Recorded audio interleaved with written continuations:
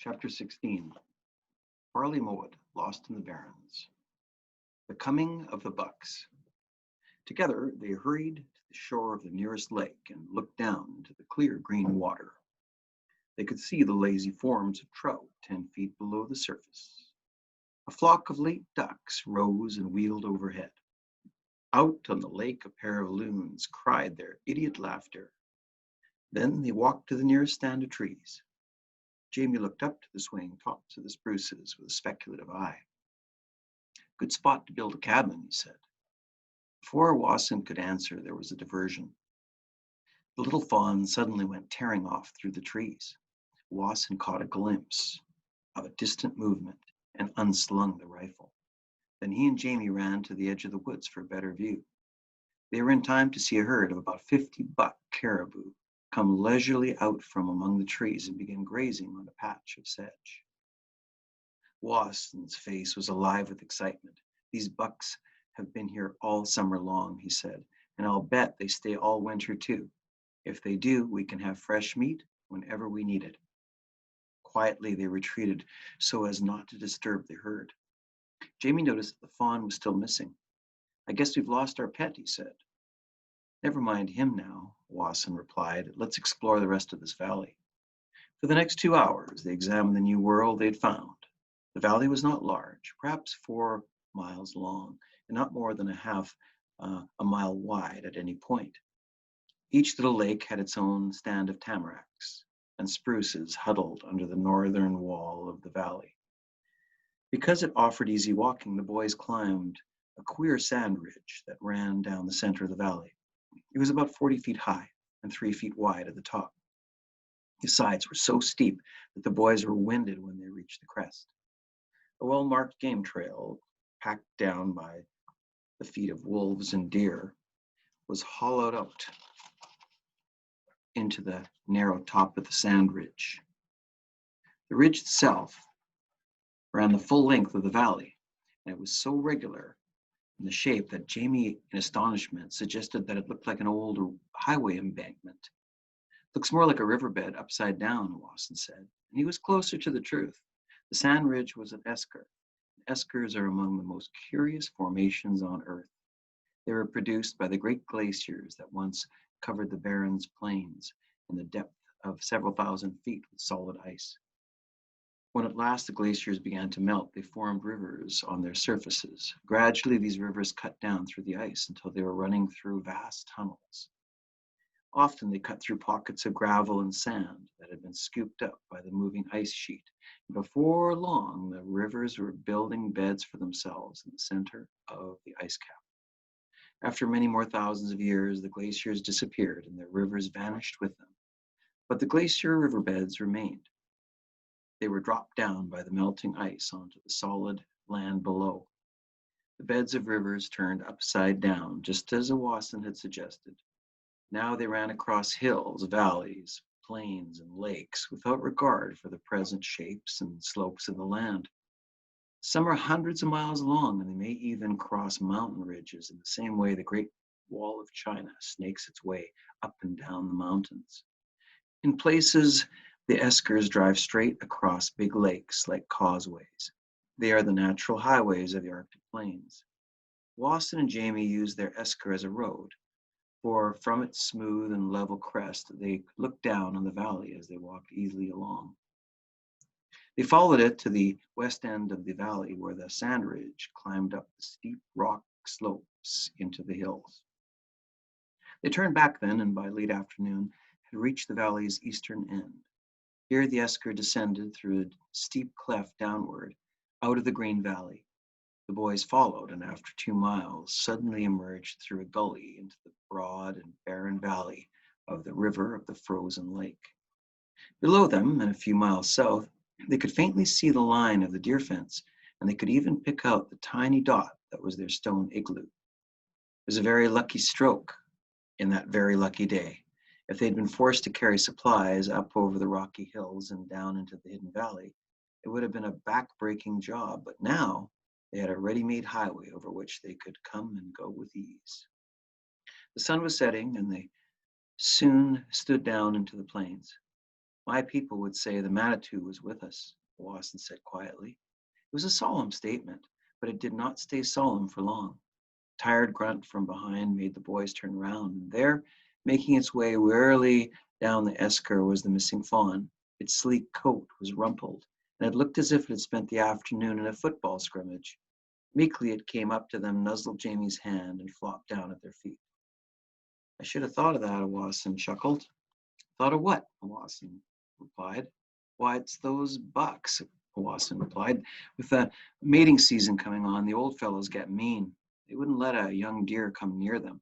They probably chased this fellow of ours right out of the valley. Well, there's only bucks left in the country now, so I guess we'll have this youngster with us all winter, Jamie said. We ought to give it a name. I'm getting tired of calling him Hey You. How about Otanek? Wasson suggested. It means the backward one, the one who got left behind. Good enough, said Jamie. Come on, Otanek. No supper for anyone till we get home. That night they made plans. They would build their main camp in the hidden valley. There they could build a comfortable cabin and have an unlimited supply of firewood. But still many serious problems remained. There was the question of food. Finding the herd of bucks in Hidden Valley was a help. If the bucks stayed all winter, the boys urgently needed prime hides for their winter clothing. Also, and even more important, they had to have a much greater stock of fat to see them through the winter. This meant remaining at Stone Igloo Camp, as the boys now called it, until the bucks had come. Jamie had been keeping track of the days by cutting little nicks in the edge of a lead sheet from the Viking tomb. Now he did some calculating. I think it's about September 15th, he said, and that means we'll be lucky if the winter doesn't hit us in a week. Maybe the bucks have already gone south some other way. I doubt it, Wasson replied. The bucks don't move until the very first heavy snow. Then they go fast. We must act quickly when they come. The next morning saw 2 inches of new snow on the ground. After breakfast, Wasson climbed inland to get a view of the valley to the north.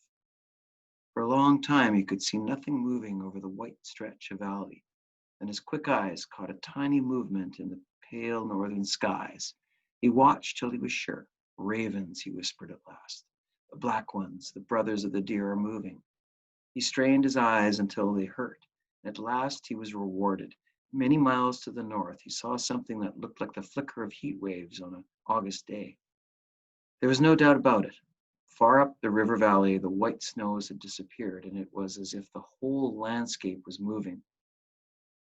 A great wave of deer was flowing down the valley, the slow but resistless motion of a wall of lava flowing from a volcano. Wasson raced back to camp. An hour, maybe two, and they'll be here, he cried breathlessly. Hurry. They put out the fire and scattered the glowing lumps of moss. Everything loose went into the stone igloo. Then they made their way to the gap to the deer fence. During the preceding days, Wasson had visited the stone pillars in the fence and had put a lump of loose sphagnum moss on top of each. Now, as the morning breeze played down the valley, it stirred the moss and made it seem that each pillar was a living thing, a hunter waiting for his prey. No deer were in sight, but already there was a faint, familiar odor, the barnyard stench upon the breeze. Quickly they completed their plans. Jamie was to take the rifle this time and hide in one of the hunting pits near the gap. With the Wasson's assistance, he heaped up a pile of boulders in front of the pit to act as a barrier to the deer. Wasson had equipped himself with a homemade spear made of a short piece of spruce, brought home from the hidden valley, and tipped with his hunting knife. He took up a position on the opposite side of the gap behind a huge square chunk of rock. They waited, and as the suspense grew, Jamie remembered what old Denikazi had said about the migration of the bucks. They come like thunder. For the space of a day, the world is theirs. Then, like the thunder, they're gone, and nothing moves upon the frozen plains till spring returns again. Jamie knew that every shot would have to count. He crouched low, watching with straining eyes a ridge a half-mile to the north that cut off the view up the valley. Suddenly, the crest of the ridge underwent an amazing change. It was as though a forest had sprouted on the naked hill. Thousands upon thousands of twisting branches seemed to be springing from the rocky ground and waving gently in the breeze. Jamie knew the trees were the antlers of the deer coming up the far slope. He pressed the butt of the rifle tightly against his shoulder. Now the deer had reached the crest and were breasting about it. Their antlers thrust high into the air, and the beasts were moving in such a compact mass that their broad horns formed one impenetrable hedge of bone. They swept over the ridge and down towards the fence, while another mass of beasts replaced them on the crest. In mere moments, it seemed to Jamie that the entire world was hidden under the brown bodies of the deer. The smell was so strong that he began to choke. His ears were deafened by the clinking of ankle joints and the antlers striking antlers. A kind of panic overwhelmed him, and he fired wildly into the throng. Certain that he must be crushed into the pulp beneath these myriad feet, he ran up a small rocky hillock that stood out like an island to breast the approaching flood. From the precarious top of his mound, Jamie began firing again. His shots had no perceivable effect. 6 or 7 animals reared up momentarily, then disappeared beneath the press of bodies.